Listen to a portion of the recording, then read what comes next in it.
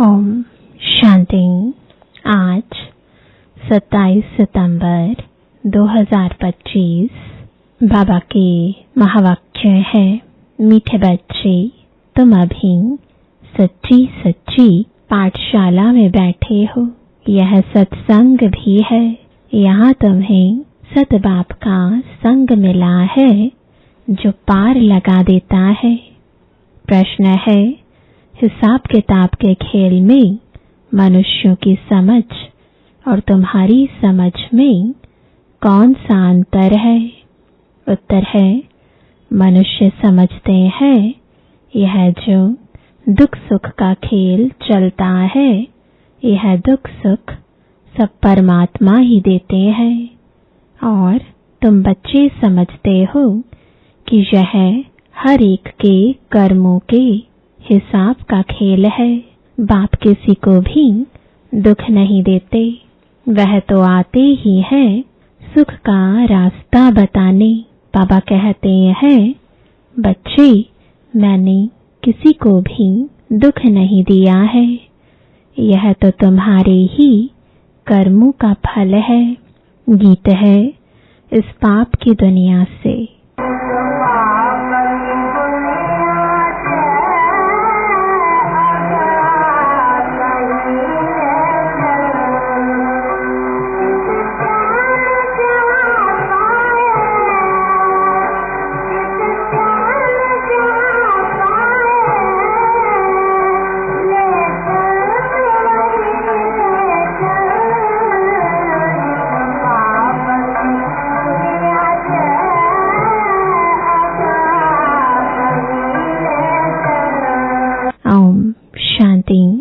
मीठे मीठे रूहानी बच्चों ने गीत सुना।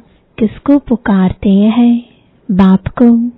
बाबा आकर इस पाप की कलयुगी दुनिया से सतयुगी पुण्य की दुनिया में ले चलो। अभी जीव आत्माएं सब कलयुगी हैं, उन्हों की बुद्धि ऊपर जाती है। बाप कहते हैं, मैं जो हूँ, जैसा हूँ, ऐसा कोई नहीं जानते हैं। ऋषि मुनि आदि भी कहते हैं, हम रचयिता मालिक अर्थात बेहद के बाप और उनकी बेहद की रचना के आदि मध्य अंत को नहीं जानते हैं। आत्माएं जहाँ रहती हैं वह है ब्रह्म महातत्व, जहाँ सूर्य चांद नहीं होते हैं, न मूल वतन न सूक्ष्म वतन में। बाकी इस मांडवे में तो बिजलियां आदि सब चाहिए ना, तो इस मांडवे को बिजली मिलती है, रात को चांद सितारे, दिन में सूर्य। यह है बत्तियां। इन बत्तियों के होते हुए भी अंधियारा कहा जाता है। रात को तो फिर भी बत्ती जलानी पड़ती है।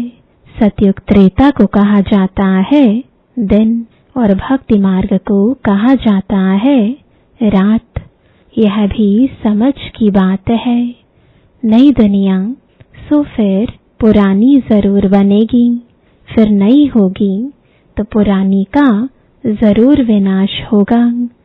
यह है बेहद की दुनिया। मकान भी कोई बहुत बड़े बड़े होते हैं, राजाओं आदि के। यह है बेहद का घर, मांडवा अथवा स्टेज। इनको कर्म क्षेत्र भी कहा जाता है। कर्म तो जरूर करना होता है। सब मनुष्यों के लिए यह कर्म क्षेत्र है। सबको कर्म करना ही है, पाठ बजाना ही है। पाठ हर एक आत्मा को पहले से मिला हुआ है। तुम्हारे में भी कोई है जो इन बातों को अच्छी रीति से समझ सकते हैं। वास्तव में यह गीता पाठशाला है। पाठशाला में कभी बूढ़े आदि पढ़ते हैं क्या? यहाँ तो बूढ़े जवान आदि सब पढ़ते हैं। वेदों की पाठशाला नहीं कहेंगे। वहाँ कोई भी एम ऑब्जेक्ट होती नहीं है। हम इतने वेद शास्त्र आदि पढ़ते हैं, इनसे क्या बनेंगे वह जानते नहीं। कोई भी जो सत्संग है एम ऑब्जेक्ट कुछ नहीं है। अब तो उनको सत्संग कहने से लज्जा आती है। सत तो एक बाप ही है, जिसके लिए कहा जाता है संग तारे कुसंग बोरे। कुसंग कलयुगी मनुष्यों का, सत का संग तो एक ही है। अभी तुमको वंडर लगता है, सारे सृष्टि के आदि मध्य अंत का ज्ञान कैसे बाप देते हैं। तुमको तो खुशी होनी चाहिए। तुम सच्ची सच्ची पाठशाला में बैठे हो, बाकी सब है झूठी पाठशालाएं। उन सत्संगों आदि से कुछ भी बनकर निकलते नहीं। स्कूल कॉलेज आदि से फिर भी कुछ बनकर निकलते हैं, क्योंकि पढ़ते हैं। बाकी कहाँ भी पढ़ाई नहीं है। सत्संग को पढ़ाई नहीं कहेंगे। शास्त्र आदि तो पढ़कर फिर दुकान खोल बैठते हैं, पैसा कमाते हैं। ग्रंथ थोड़ा सीखकर गुरुद्वारा खोल बैठ जाते हैं। गुरुद्वारे भी कितने खोलते हैं। गुरु का द्वार अर्थात घर कहेंगे ना। फाटक खुलता है, वहां जाकर शास्त्र आदि पढ़ते हैं। तुम्हारा गुरुद्वारा है मुक्ति और जीवन मुक्ति धाम सतगुरु द्वार। सतगुरु का नाम क्या है? अकाल मूरत। सतगुरु को अकाल मूरत कहते हैं। वह आकर मुक्ति जीवन मुक्ति का द्वार खोलते हैं। अकाल मूरत है ना, जिसको काल भी खा नहीं सकता। आत्मा है ही बिंदी, उनको काल कैसे खाएगा। वह आत्मा तो शरीर छोड़कर भाग जाती है। मनुष्य समझते थोड़े ही हैं कि एक पुराना शरीर छोड़ फिर जाए दूसरा लेगी। फिर इसमें रोने की क्या दरकार है। यह तुम जानते हो, ड्रामा अनादि बना हुआ है। हर एक को पाठ बजाना ही है। बाप ने समझाया है, सतयुग में है नष्टो मोहा। मोह जीत की भी कहानी है ना। पंडित लोग सुनाते हैं, माताएं भी सुन सुनकर फिर ग्रंथ रख बैठ जाती हैं सुनाने के लिए। बहुत मनुष्य जाकर सुनते हैं, उनको कहा जाता है कनरस। ड्रामा प्लान अनुसार मनुष्य तो कहेंगे, हमारा दोष क्या है, तुम हमको बुलाते हो कि दुख की दुनिया से ले जाओ। अब मैं आया हूँ तो मेरा सुनना चाहिए ना। बाप बच्चों को बैठ समझाते हैं। अच्छी मत मिलती है तो वह लेनी चाहिए ना। तुम्हारा भी कोई दोष नहीं है। यह भी ड्रामा था। राम राज्य रावण राज्य का खेल बना हुआ है। खेल में कोई हार जाते हैं तो उनका दोष थोड़े ही है। जीत और हार होती है, इसमें लड़ाई की बात नहीं। तुमको बादशाही थी, यह भी आगे तुमको मालूम नहीं था। अभी तुम समझते हो। जो सर्विसेबल है, जिसका नाम बाला है, दिल्ली में सबसे नामी ग्रामी समझाने वाला कौन है?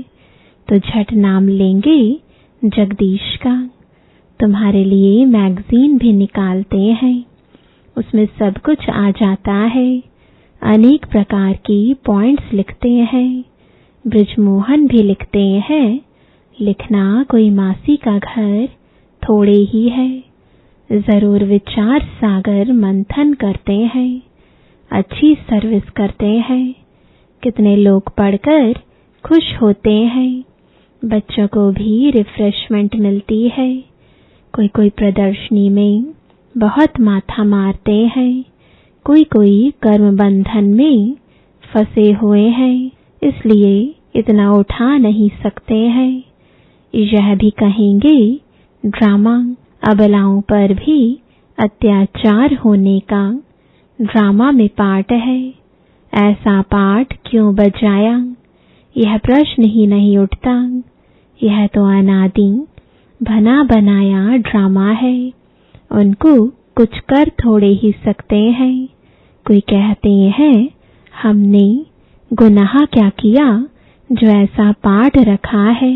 अब गुनाह की तो बात नहीं, यह तो पाठ है। अबलाएं कोई तो निमित्त बनेंगी जिन पर सितम होंगे। ऐसे तो फिर सब कहेंगे हमको यह पाठ क्यों। नहीं, यह बना बनाया ड्रामा है। पुरुषों पर भी अत्याचार होते हैं। इन बातों में सहनशीलता कितनी रखनी पड़ती है। बहुत सहनशीलता चाहिए। माया के विघ्न तो बहुत पड़ेंगे। विश्व की बादशाही लेते हो तो कुछ मेहनत करनी पड़े। ड्रामा में आपदाएं खिटपिट आदि कितनी है।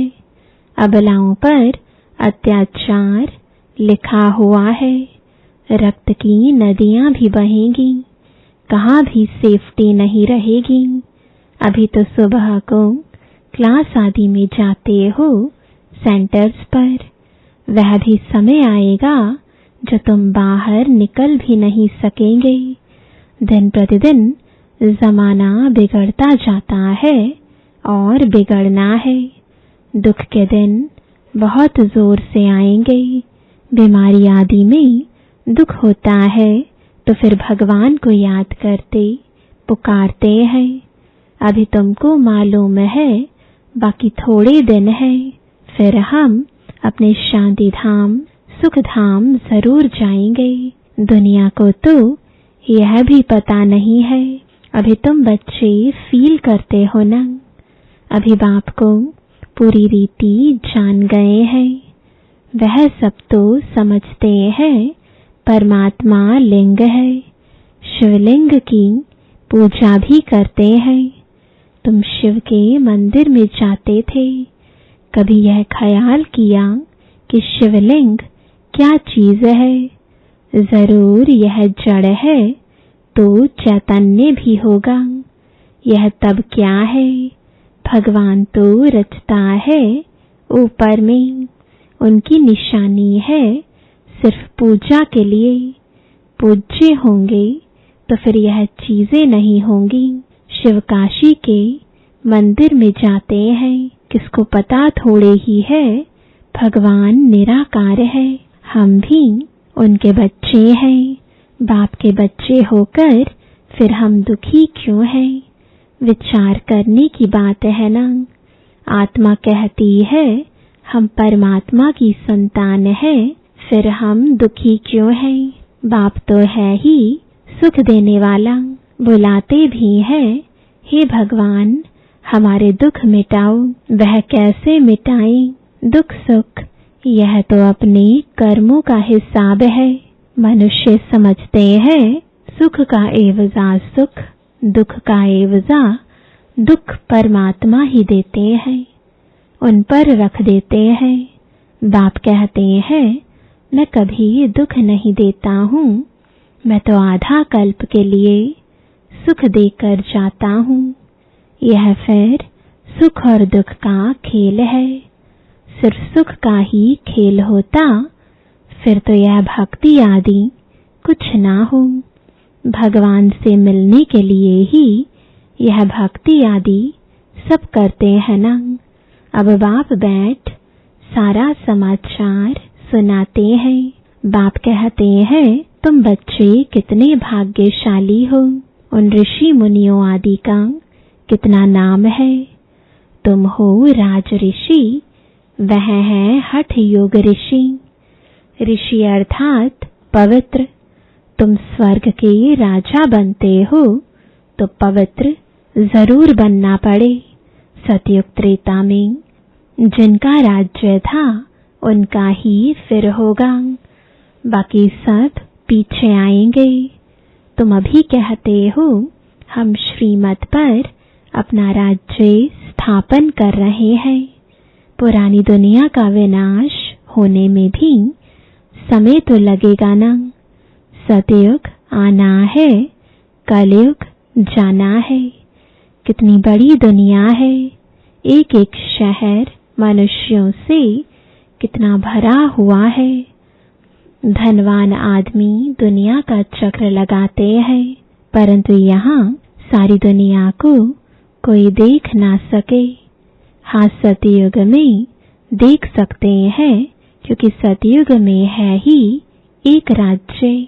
इतने थोड़े राजाएं होंगे। यहाँ तो देखो कितनी बड़ी दुनिया है।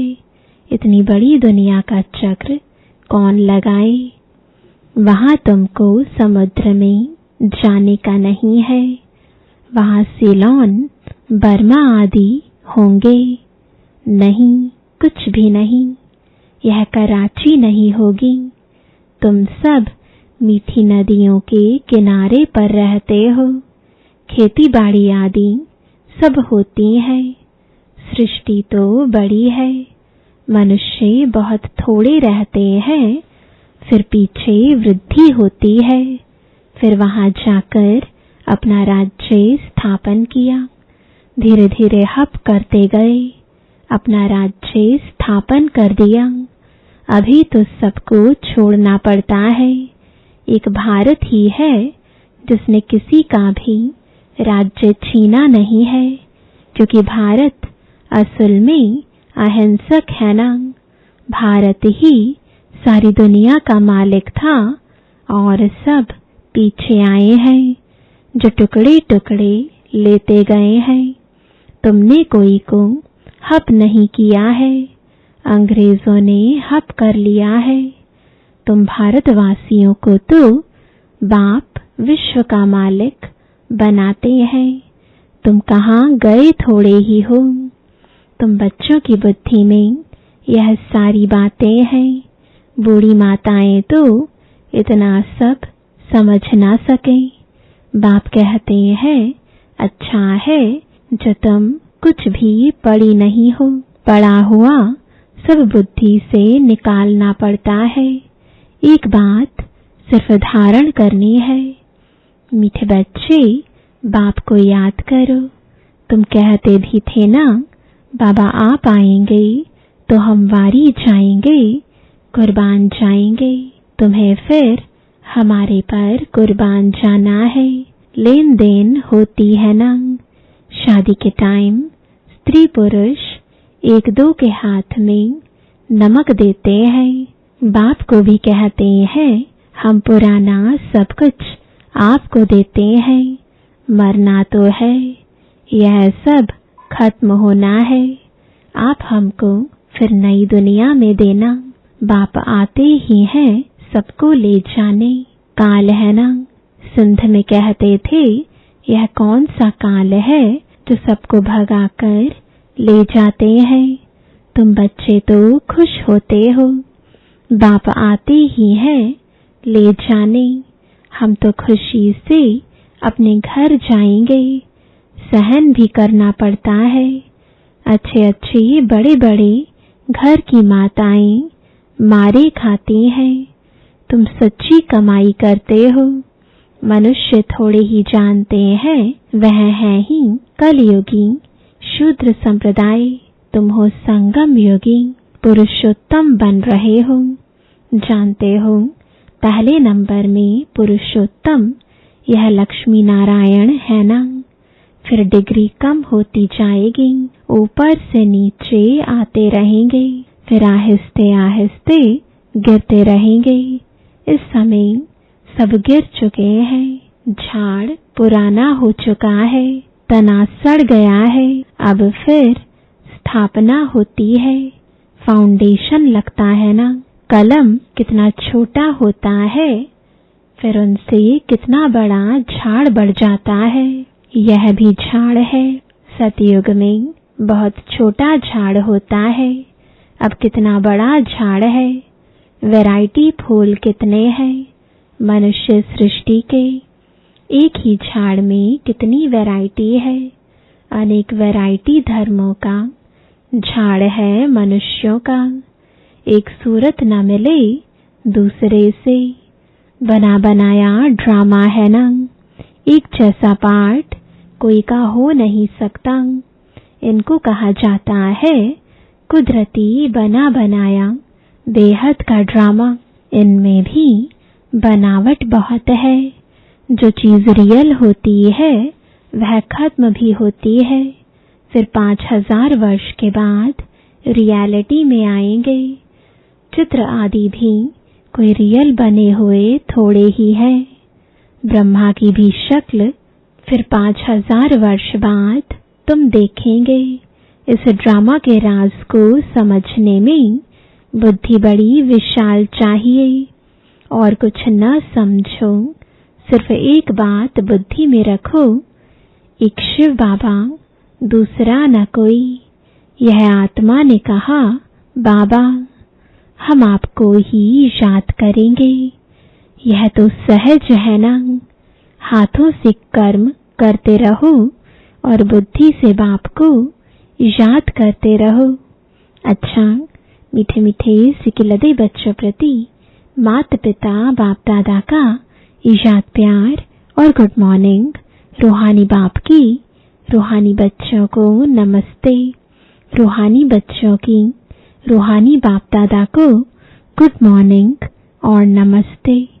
धारणा के लिए मुख्य सार है, पहला, सहनशीलता का गुण धारण कर माया के विघ्नों में पास होना है। अनेक आपदाएं आएंगी, अत्याचार होंगे। ऐसे समय पर सहन करते बाप की याद में रहना है, सच्ची कमाई करनी है। दूसरा, विशाल बुद्धि बन इस बने बनाए ड्रामा को अच्छी रीति समझना है। यह कुदरती ड्रामा बना हुआ है, इसलिए प्रश्न उठ नहीं सकता। बाप जो अच्छी मत देते हैं उस पर चलते रहना है। वरदान है, माया जीत विजयी बनने के साथ साथ पर उपकारी भव। अभी तक स्वकल्याण में बहुत समय जा रहा है, अब पर उपकारी बनो। माया जीत विजयी बनने के साथ साथ सर्व खजानों के विधाता बनो, अर्थात हर खजाने को कार्य में लगाओ। खुशी का खजाना, शांति का खजाना, शक्तियों का खजाना, ज्ञान का खजाना, गुणों का खजाना, सहयोग देने का खजाना बांटो और बढ़ाओ। जब अभी विधातापन की स्थिति का अनुभव करेंगे, अर्थात परोपकारी बनेंगे, तब अनेक जन्म विश्व राज्य अधिकारी बनेंगे। स्लोगन है, विश्व कल्याणकारी बनना है तो अपनी सर्व कमजोरियों को सदाकाल के लिए विदाई दो। आज का अव्यक्त इशारा, अब लगन की अग्नि को प्रज्वलित कर योग को ज्वाला रूप बनाओ। जिसे किला बांधा जाता है, जिससे प्रजा किले के अंदर सेफ रहे। एक राजा के लिए कोठरी नहीं बनाते, किला बनाते हैं। आप सभी भी स्वयं के लिए, साथियों के लिए, अन्य आत्माओं के लिए ज्वाला रूप याद का किला बनाओ। याद की शक्ति की ज्वाला हो तो हर आत्मा सेफ्टी का अनुभव करेगी। ओम शांति।